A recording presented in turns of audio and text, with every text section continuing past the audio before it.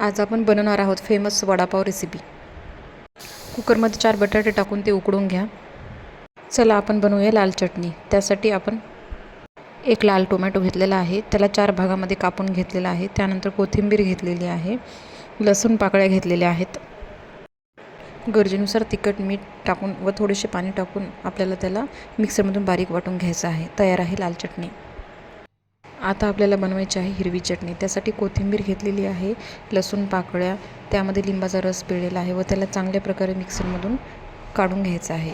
तर आपली तयार आहे लाल चटणी आणि हिरवी चटणी।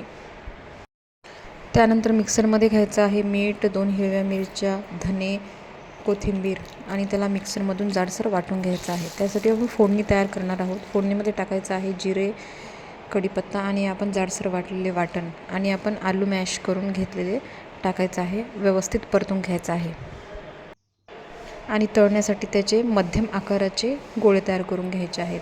त्यानंतर घ्यायचं आहे बेसन पीठ, त्याच्यामध्ये मीठ टाकायचं आहे, थोडासा खायचा सोडा टाकायचा आहे। हळूहळू पाणी टाकून जास्त पातळही नाही आणि जास्त घट्टही नाही अशा प्रकारे त्याचे पीठ बनवून घ्यायचं आहे आणि तो आपण बनवलेला गोळा पिठामध्ये टाकून एका कढईमध्ये तेल गरम करून आपल्याला तळून घ्यायचं आहे।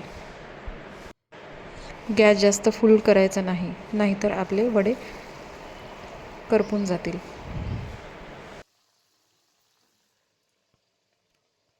वडापाव त्यामध्ये एका साईडला लावायची आहे लाल चटणी, एका साईडला लावायची आहे हिरवी चटणी आणि आपण तळलेला वडा मध्ये ठेवायचा आहे आणि काही मिरच्या आपल्याला तळून घ्यायच्या आहेत।